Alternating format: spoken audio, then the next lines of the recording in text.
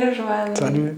J'aimerais que tu m'expliques comment faire dans une situation où tu as quelqu'un qui a une vision, qui passe à l'action, qui arrive à surfer sur l'inconfort, mais il n'a pas les résultats qu'il souhaite ou le projet n'avance pas comme il aimerait.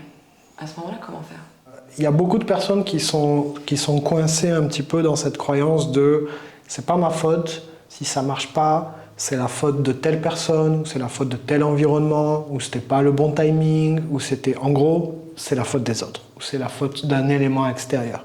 Ça, c'est déjà un premier piège. Quel que soit ton projet, c'est déjà un premier piège. Parce que ça veut dire que tu es tourné que sur des événements extérieurs et que sur des choses dont tu n'as aucune maîtrise. Et ça veut dire que si tu restes sur cette voie, tu vas toujours attendre des autres qui se comportent bien ou qui fassent des choses pour toi ou que la situation soit parfaite. Ça n'arrivera pas, ou très rarement. Donc, dans un premier temps, il faut être capable de regarder, non, vraiment, si je regarde, je ne me cherche pas d'excuses. Qu'est-ce que concrètement moi j'ai fait? Qu'est-ce que j'aurais pu faire mieux? Qu'est-ce que moi je peux changer pour avoir des résultats différents?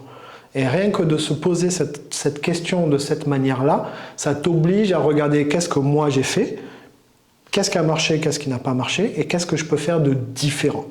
Parce que si je ne pose pas des actions différentes, je ne peux pas envisager un résultat différent. Ouais, mais après on se retrouve aujourd'hui avec beaucoup de gens qui entreprennent seuls, des solopreneurs, qui se mettent énormément de pression et qui craquent, qui sont capables de faire ce retour à eux-mêmes, mais qui craquent parce qu'ils s'en rajoutent une couche.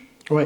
Alors eux, c'est le cas où justement, eux, ils font partie des personnes qui ont réussi, qui ont déjà développé cette rigueur, qui sont capables de poser des actions, d'avancer, d'être critiques sur eux-mêmes. Mais eux, ils ont poussé peut-être ce curseur trop loin. C'est-à-dire qu'ils sont trop durs envers eux-mêmes. Et l'angle qu'il faudrait regarder, en fait, c'est est-ce que je suis en train de juger mes résultats ou est-ce que je suis en train de juger mes actions? Parce que si tu juges tes résultats, là encore, tu es pris dans un truc où tu ne te rends pas compte que les résultats ne dépendent pas que de toi. Il y a des millions de paramètres qui peuvent faire que tu as tout fait et que ça n'avance pas. Et c'est sur ce point-là qu'il faut être capable de lâcher. Il faut être très rigoureux et très exigeant sur ses actions. C'est concrètement, là aujourd'hui j'avais 3 heures à bosser, est-ce que j'ai bossé mes 3 heures? Ou est-ce que j'ai fait 1 heure, et puis après je suis parti sur Netflix, après je suis parti sur YouTube, et puis bon je me plains que ça avance pas. Ça tu le maîtrises, tu maîtrises tes actions, mais tu ne maîtrises pas tes résultats. Et c'est quoi pour toi justement une bonne éthique de travail? Qu'est-ce qui est pour toi un engagement permanent et suffisant? L'éthique de travail, c'est la règle est la même pour tout le monde, après l'intensité va dépendre des personnes. Mais la règle en fait, c'est vraiment d'être en mesure d'exécuter une tâche que je me suis fixée parce que j'ai identifié qu'elle est nécessaire, même si j'en ai pas envie. Même si le mental me dit à ce moment-là, ouais, allons regarder un truc sur Netflix avant de commencer. La rigueur, elle se joue là. L'éthique de travail, elle se joue là. C'est-à-dire que je sais que cette tâche, je ne peux pas y couper et je suis en mesure de passer de mon stade actuel à le plus vite possible à cette tâche pour qu'elle soit réalisée. Si tu maîtrises ça, quels que soient justement tes résultats dans ton business ou dans ta vie personnelle, une fois que tu as maîtrisé cette compétence de je pose des tâches et je les exécute, en fait tu vas réussir dans tous les domaines. Donc c'est quoi? C'est intention, planification et action? C'est surtout action. Parce que même si des fois l'intention ne va pas être très claire, la planification va être bancale, mais tant qu'il y a l'action, tu vas quand même avancer. Oui, mais pour passer à l'action chaque jour, il faut quand même au moins se dire à prioriser les tâches, Bien sûr.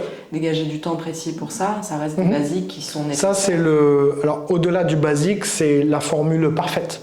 C'est quand tout à tous les niveaux est équilibré. Mais il y a beaucoup de gens aussi qui sont coincés dans les intentions sont claires, le planning est clair, mais quand il faut exécuter la tâche, c'est là où ça bouge un peu.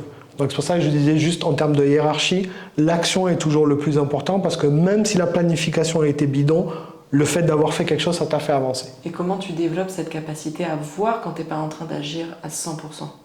Parce qu'on peut aussi se laisser prendre par son téléphone et on ne se rend même pas compte que là, on a perdu 20 minutes. C'est l'honnêteté, tu vois. Et chacun, on peut avoir des stratégies différentes pour gérer l'honnêteté envers soi-même. Moi, par exemple, ma stratégie, c'est mon planning. Toute ma journée est planifiée, tout est dans mon agenda. Donc si j'ai mis un bloc dans mon agenda et qu'après je ne l'ai pas réalisé, je l'enlève. Ce qui fait que dans tous les cas, à la fin de la semaine, j'ai concrètement sous les yeux ce que j'ai fait, ce que j'ai pas fait, les tâches que j'ai faites, les tâches que j'ai procrastinées. Et les tâches que j'ai procrastinées, je vais les remettre la semaine prochaine, je vais y être confronté.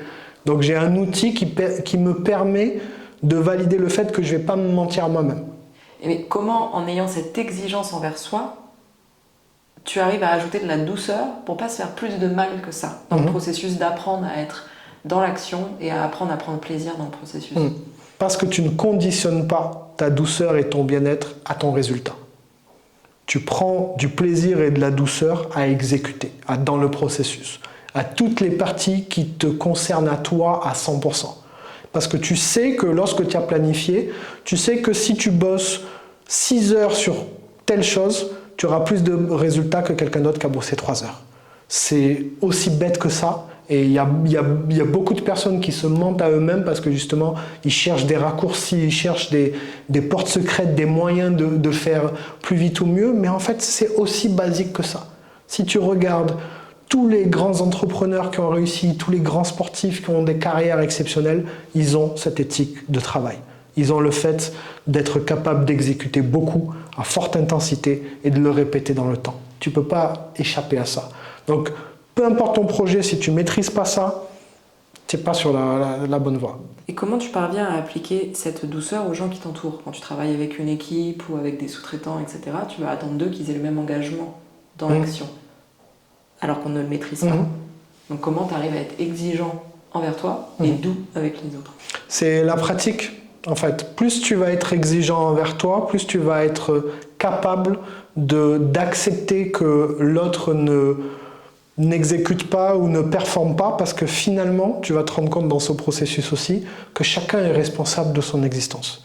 Et que, tu vois, quand je disais au début, occupe-toi de toi et ne t'occupe pas des éléments extérieurs, si tu es concentré sur lui, il n'a pas délivré telle chose, lui, il est en retard sur telle chose, tu es en train, encore une fois, de te mentir, parce que tu es en train d'attendre quelque chose d'une autre personne. Donc, si tu vois juste que ça avance pas, concentre-toi sur, d'accord, il devait me livrer telle chose dans 2 jours, il est en train de me le livrer dans 5 jours, qu'est-ce que moi je fais de ces 2 jours d'attente? Est-ce que je suis dans l'attente, dans la critique, dans la frustration, ou est-ce que j'ai du temps pour poser d'autres actions? Ça dépend que de toi. Mais est-ce que ça veut dire qu'idéalement, tu conditionnes pas ta vision au travail collaboratif? Si, mais tu regardes les faits, pareil. C'est-à-dire que être exigeant et être honnête, quelque part, c'est aussi honnête. En fait, être honnête envers soi, c'est aussi être honnête envers l'autre. C'est-à-dire que toi, tu lui dis tranquillement, sans reproche, j'ai besoin de ça. Toi, tu t'engages à mettre toute ton intensité et tu fais tout pour l'obtenir.